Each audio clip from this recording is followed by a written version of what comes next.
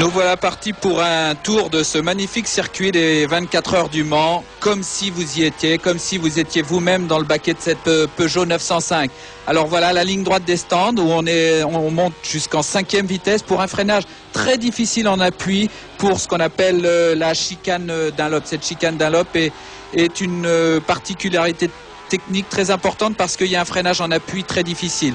On a la légère descente et puis on arrive à la courbe Dunlop qui est en fait une succession de virages, un gauche-droite qui se passe lui en 3e, 4e, puis 3e pour un virage lui très important qui est le virage du tertre rouge puisqu'il conditionne cette longue ligne droite des Hunaudières, comme vous le savez, qui cette année, depuis plusieurs années déjà, entrecoupée de 2 chicanes pour des raisons de sécurité.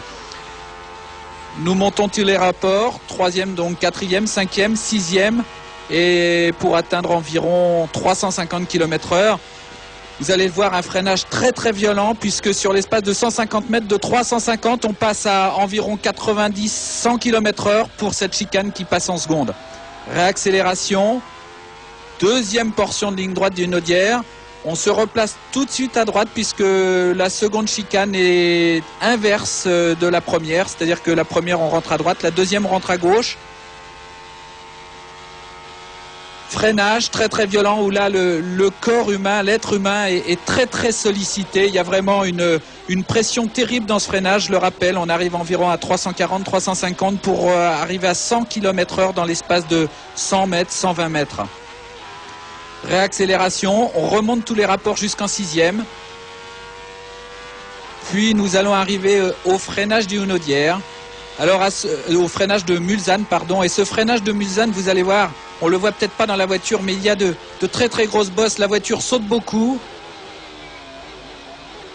Et on engage la première dans ce virage pour passer environ à 60-70 km/h. On remonte tous les rapports.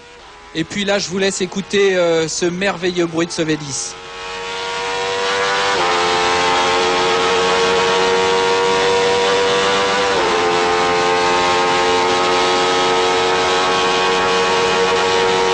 Terrible bosse ici, on est à 350. Terrible bosse avant ce droite d'Indianapolis qui passe lui en 5e. Et puis debout sur les freins pour redescendre 4e, 3e pour le gauche d'Arnage. Réaccélération. Et petit freinage pour le droit d'Arnage qui lui passe en première. On dose bien l'accélération. 2e, 3e, 4e, 5e, 6e. Et on aborde cette nouvelle portion qui est très très intéressante sur le plan du pilotage pur. Un bon pilote peut faire la différence. On encaisse des G de façon très très importante. Vous savez, ces G, c'est cette force centrifuge là qui physiquement rend la conduite très très difficile. On est environ à 200-250 km/h actuellement. Et là, l'être humain, vous ne le ressentez pas dans votre siège, je souffre beaucoup. Regardez à quelle vitesse on aborde les autres voitures. Ça sera un des éléments déterminants pour ces 24 heures du Mans. Ça sera une très grosse difficulté cette année. Ça sera de bien gérer justement les retardataires. Et puis on revient vers les stands où auparavant on va aborder 2 chicanes, une en seconde.